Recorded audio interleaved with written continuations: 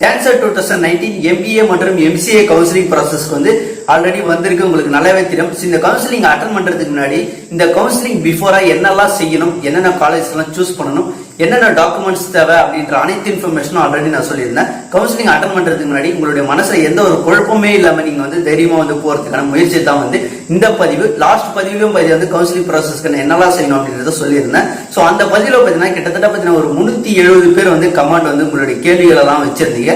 அந்த கேள்விக்கான பதில்களை இந்த பதில நான் சொல்ல போறேன். சோ ஆல்ரெடி என்ன டாக்குமெண்ட்ஸ் எல்லாம் வைக்கணும்னு சொல்லியிருந்தேன். அதுக்கான தெளிவான உரையை இந்த பதில நான் உங்களுக்கு எக்ஸ்பிளைன் பண்ண போறேன்.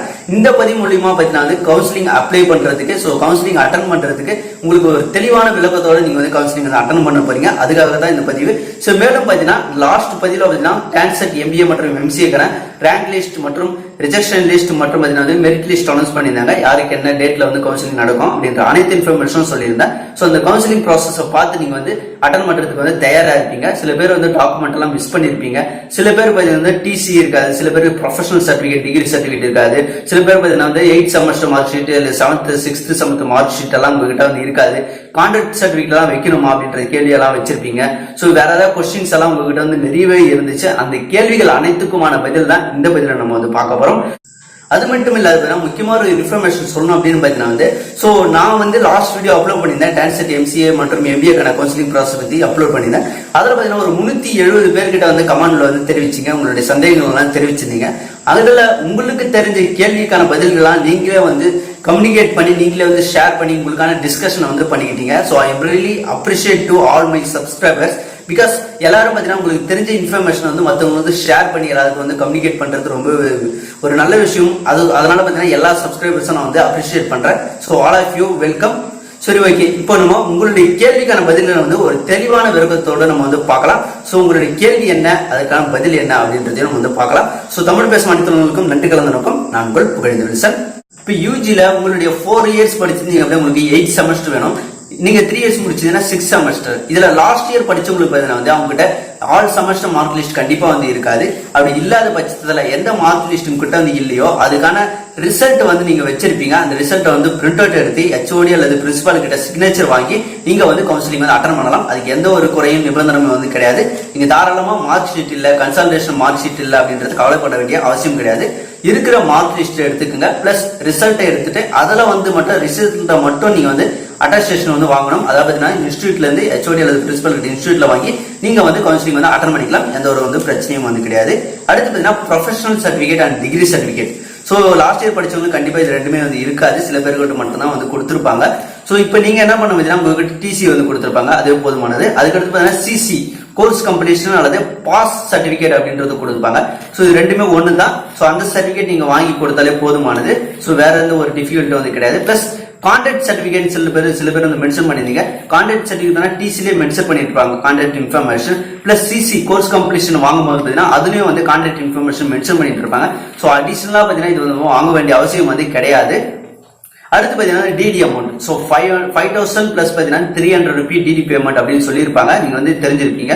சோ இப்போ ஆல்ரெடி கவுன்சிலிங் அப்ளை பண்ணும்போதே பாத்தீங்கன்னா 300 ரூபி DD அமௌண்ட் சொல்லிட்டு நீங்க கொடுத்துருப்பீங்க. சோ அந்த பேமெண்ட் வேற இது வேறையா இல்ல அடிஷனலா பே பண்ணணும் அப்படின்னு கேட்டீங்கன்னா கண்டிப்பா பாத்தீங்கன்னா 5,000 பிளஸ் 300 பே பண்ணி பேமெண்ட் எடுத்துட்டு வரணும். இந்த DD பேமெண்ட் நீங்க வீட்ல இருந்தே வரும்போது கவுன்சிலிங் அட்டன் வரும்பொழுதே நீங்க DD எல்லாம் எடுத்துட்டு வரக்கூடாது. காசு மட்டும் நீங்க எடுத்துட்டு வரணும். எடுத்துட்டு வந்த பிறகு இங்க கவுன்சிலிங் அட்டன் பண்ணும்போது அந்த இடத்துல உங்களுக்கு அங்க பேங்க் வச்சிருப்பாங்க. சோ அந்த இடத்துல பேங்க்ல அதாவது டெம்பரரியா வச்சிருக்கக்கூடிய அந்த பேங்க்ல நீங்க DD எடுத்துக்கலாம். சோ அதனால அமௌண்ட் மட்டும் நீங்க எடுத்துட்டு வந்தா போதும். 5,000 பிளஸ் 300 ரூபி கண்டிப்பா DD அமௌண்ட் எடுக்கணும். செப்பரேட்டா எடுக்கணும், தனித்தனியா எடுக்க வேண்டியிருக்கும். Last year cut off check பண்ணும்போது பாத்தீங்கன்னா சில காலேஜ் டபுள் கோடு வந்திருக்கும். 206 அப்புறம் பாத்தீங்கன்னா PN வந்திருக்கும், ஏன் வந்திருக்கும். சோ அது மாதிரி ஒரே காலேஜ் நேம்ல பாத்தீங்கன்னா 2 கோடு கொடுத்திருப்பாங்க. 2 கட் ஆஃப் ஸ்கோர் டிஃபரன்ஸ் ஆகும். சோ அது ஆல்ரெடி சொல்லியிருந்தேன். ஒன்னு ரெகுலர், இன்னொன்னு part time.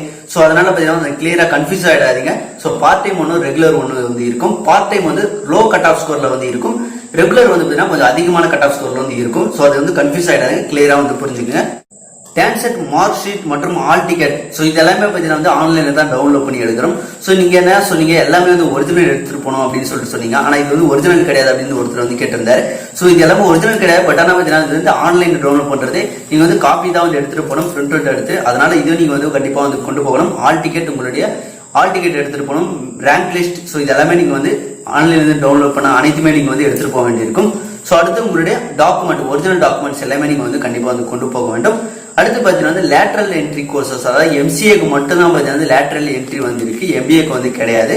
So lateral entry பாத்தீங்கன்னா எம்சிஏ எடுத்துட்டோம் பாத்தீங்கன்னா வந்து அதுலயும் பர்டிகுலரா பாத்தீங்கன்னா ஒரு 7 கோர்சஸ்க்கு மட்டும் தான் வந்து கொடுத்துருக்காங்க.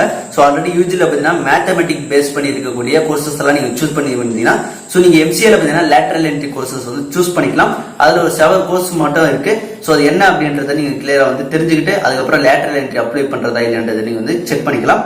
ஸோ அதுக்கப்புறம் பாத்தீங்கன்னா வந்து 12th மார்க் ஷீட் இல்ல வந்து யூஜி மார்க் ஷீட் வந்து தொலைஞ்சிருச்சு, ஸோ இல்ல வந்து 12th mark sheet, 10th mark sheet, community certificate இதெல்லாம் வந்து மிஸ் ஆயிடுச்சு, ஏதோ ஒரு சர்டிபிகேட் உங்ககிட்ட வந்து இல்ல தொலைஞ்சு போயிடுச்சு அப்படின்னா நீங்க அதுக்கு என்ன செய்யணும் அப்படின்னா, இப்போ வந்து 10th 12th எங்க வந்து படிச்சீங்களோ 10th மார்க் ஷீட் வந்து தொலைஞ்சிருச்சு அப்படின்னா நீங்க அந்த ஸ்கூல்ல இருந்து பாத்தீங்கன்னா உங்களோட ஓல்டு மார்க் ஷீட் வந்து ஜெராக்ஸ் காப்பி நீங்க ஆல்ரெடி வச்சிருப்பீங்க, அந்த ஜெராக்ஸ் காப்பி பிளஸ் இந்த ஸ்கூல்ல இருந்து இது போல மிஸ் ஆயிடுச்சு அப்படின்ற ஒரு சர்டிபிகேட்டும் நீங்க வந்து வாங்கிக்கணும். இந்த கவுன்சிலிங் அப்ளை பண்றதுக்கு முன்னாடி உங்ககிட்ட வந்து டாக்குமெண்ட்ஸ் 10th 12th அல்லது யூஜி சர்டிபிகேட் இல்ல வந்து கம்யூனிட்டி சர்டிபிகேட் இந்த மாதிரி ஏதோ ஒரு சர்டிபிகேட் உங்ககிட்ட வந்து இல்ல தொலைஞ்சு போயிடுச்சு அப்படின்னா நீங்க என்ன செய்யணும் பாத்தீங்கன்னா அந்த இன்ஸ்டிடியூட்ல போயிட்டு ஆல்ரெடி நீங்க வந்து ஓல்டு சர்டிபிகேட் ஜெராக்ஸ் காப்பி வச்சிருப்பீங்க, அந்த ஜெராக்ஸ் காப்பியோட பாத்தீங்கன்னா அந்த இன்ஸ்டிடியூட்ல இருந்து ஒரு லெட்டர் வந்து வாங்கிட்டு வரணும். இந்த மாதிரி சர்டிபிகேட் வந்து ஒரிஜினல் வந்து மிஸ் ஆயிடுச்சு அப்படின்றத அந்த இன்ஸ்டிடியூட், நீங்க ஸ்கூல்ல படிச்சீங்கன்னா ஸ்கூல்ல, யூஜி டிகிரி படிச்சீங்கன்னா சோ அந்த காலேஜ்ல இருந்து நீங்க வந்து மிஸ் ஆனதுக்கான அப்ரூவல் வந்து அப்ளை பண்ணிருக்கா அப்படின்றதுக்கான சோ நீங்க வந்து சர்டிபிகேட் வந்து வாங்கி சோ அதை வந்து எடுத்துட்டு வந்து நீங்க வந்து கவுன்சிலிங் வந்து அட்டன் பண்ணிக்கலாம். சோ அதனால தொலைஞ்சதுனால நீங்க வந்து கவுன்சிலிங் அட்டன் பண்ணாம வந்து இருக்கக்கூடாது. ஸோ நீங்க வந்து அதுக்கான அப்ளிகேஷன் வாங்கி எடுத்துட்டு வந்து டைரக்டா நீங்க வந்து கவுன்சிலிங் வந்து அட்டன் பண்ணிக்கலாம். ஸோ எந்த ஒரு ப்ராப்ளம் வந்து கிடையாது. அடுத்து பாத்தீங்கன்னா வந்து சப்ளிமெண்டரி கவுன்சிலிங் அப்படின்றத சொல்லியிருந்தேன். ஸோ எம்சிஏ எடுத்துட்டு பாத்தீங்கன்னா 17ல இருந்து பாத்தீங்கன்னா 20 வரல நடக்குது. இந்த 21st பாத்தீங்கன்னா வந்து சப்ளிமெண்டரி கவுன்சிலிங் இருக்கு. அதே மாதிரி பாத்தீங்கன்னா எம்பிஏக்கு பாத்தீங்கன்னா வந்து 28 பாத்தீங்கன்னா வந்து சப்ளிமெண்டரி கவுன்சிலிங் இருக்கு. ஸோ இந்த சப்ளிமெண்டரி கவுன்சிலிங் பாத்தீங்கன்னா வந்து ஆல்ரெடி இந்த கவுன்சிலிங் வந்து அட்டன் பண்ணுங்க. சோ சீட் கிடைக்காதவங்க வந்து இந்த சப்ளிமெண்டரி கவுன்சிலிங் வந்து அட்டன் பண்ணிக்கலாம் அப்படின்ற ஒரு இன்ஃபர்மேஷன் சொல்லியிருந்தேன். ஆனா அது வந்து அப்படி கிடையாது. சோ ஆல்ரெடி பாத்தீங்கன்னா அட்டன் பண்ணும்போது கிடையாது. சோ இப்போ பாத்தீங்கன்னா இந்த கவுன்சிலிங்க்கு வந்து அப்ளை பண்ணாம மிஸ் பண்ணிட்டு இருப்பீங்க. இப்போ கவுன்சிலிங் பாத்தீங்கன்னா 300 ரூபி பே பண்ணி சோ இந்த லாஸ்ட் பாத்தீங்கன்னா 3rd அன்னைக்கு வந்து ஆகஸ்ட் 3rd வந்து லாஸ்ட் டேட் வந்து கவுன்சிலிங்கான அப்ளை பண்ற டேட் வந்து கம்ப்ளீட் ஆயிடுச்சு, உங்களுக்கு நல்லாவே தெரியும். சோ அந்த டேட்டுக்குள்ள யார் வந்து அப்ளை பண்ணாம இருக்கீங்களோ சோ அவங்க வந்து இந்த கவுன்சிலிங் வந்து நீங்க வந்து அட்டன் பண்ணிக்கலாம். மேலும் பாத்தீங்கன்னா சில பேருக்கு வந்து அப்ளிகேஷன் வந்து ரிஜெக்ட் ஆயிருக்கலாம். மோஸ்ட்லி வந்து தமிழ்நாட்டுல இருந்து அப்ளை பண்ணவங்களுக்கு ரிஜெக்ட் ஆக வாய்ப்பு வந்து கிடையாது. சோ ஏதோ பர்டிகுலரான ரீசன் மட்டும் தான் வந்து இருக்கும். சோ அப்படி உங்களோட அப்ளிகேஷன் ரிஜெக்ட் ஆயிருந்தாலோ இல்ல நீங்க வந்து கவுன்சிலிங்க்கு நீங்க அட்டன் பண்ணாம அப்ளை பண்ணாம விட்டுட்டு இருந்தீங்க அப்படின்னா நீங்க வந்து டைரக்டா பாத்தீங்கன்னா 21st மற்றும் பாத்தீங்கன்னா அதாவது 28 வந்து எம்பிஏவும் 17ல இருந்து பாத்தீங்கன்னா 21st பாத்தீங்கன்னா எம்சிஏ கேண்டிடேட் சப்ளிமெண்டரி கவுன்சிலிங் வந்து இருக்கு. சோ அந்த டேட்ல மட்டும் நீங்க வந்து அப்ளை பண்ணாதவங்க, கவுன்சிலிங் அப்ளை பண்ணாதவங்க மட்டும் வந்து சப்ளிமெண்டரி கவுன்சிலிங் வந்து அட்டன் பண்ணி உங்களுடைய காலேஜஸ் வந்து சூஸ் பண்ணிக்கலாம். அதுக்கான ஸ்பெஷல் கவுன்சிலிங் தான் அந்த சப்ளிமெண்டரி கவுன்சிலிங் வந்து. இப்போ நான் வந்து கவுன்சிலிங் வந்து அட்டன் பண்றேன். நான் அட்டன் பண்ணி எனக்கு வந்து எந்த ஒரு காலேஜுமே எந்த ஒரு சீட்டுமே வந்து கிடைக்கல. அப்ப நான் பே பண்ண இந்த 5000 ரூபாய் எனக்கு வந்து ரிட்டர்ன் வருமா அப்படின்னு கேட்டிருந்தாங்க.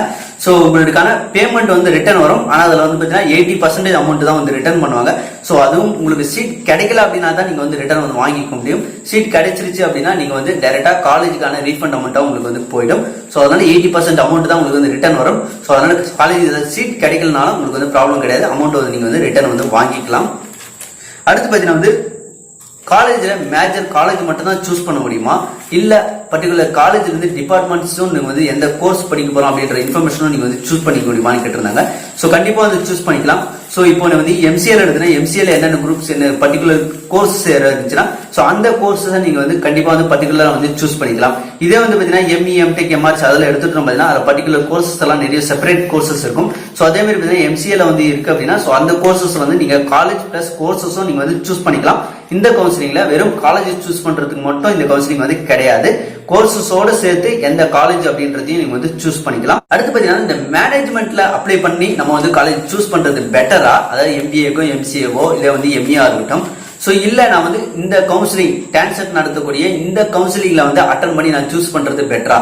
சில பேர் பாத்தீங்கன்னா வந்து ஆல்ரெடி இந்த டான்செட் கவுன்சிலிங்லாம் அட்டன் பண்றதுக்கு முன்னாடியே பாத்தீங்கன்னா வந்து ஆல்ரெடி மேனேஜ்மெண்ட் கோர்ஸ்லயே பாத்தீங்கன்னா நீங்க வந்து காலேஜ்ல வந்து செலக்ட் பண்ணி நீங்க வந்து புக் பண்ணிட்டு வந்து இருப்பீங்க. அங்க வந்து சில பேர் பாத்தீங்கன்னா என்ன சொல்லியிருப்பாங்கன்னா சோ நீங்க வந்து கவுன்சிலிங் அட்டன் பண்ணிட்டு வாங்க உங்களுக்கு வந்து ஃபீஸ் ஸ்ட்ரக்சர் கம்மியாகும் அப்படின்ற இன்ஃபர்மேஷன் எல்லாம் சொல்லியிருப்பாங்க. சோ அது வந்து சரியான ஒரு விதம் தான். சோ அதனால நீங்க கவுன்சிலிங் அட்டன் பண்ணல உங்களுக்கு நீங்க சூஸ் பண்ண அந்த காலேஜ்ல வந்து கிடைக்கும். அப்படி கிடைச்சிச்சுன்னா உங்களுக்கு வந்து பெட்டர் அப்படின்னு சொல்லலாம். அதனால நீங்க கவுன்சிலிங் வந்து அட்டன் பண்ணுங்க. கவுன்சிலிங் அட்டன் பண்ணிட்டு மேனேஜ்மெண்ட்ல அந்த சீட்டை வந்து நீங்க வந்து புக் பண்ணிக்கலாம். இந்த டான்சர் பத்தின சந்தேகங்கள் இருந்துச்சுன்னா கண்டிப்பா அந்த கமெண்ட் பாக்ஸ்ல லீவ் பண்ணுங்க.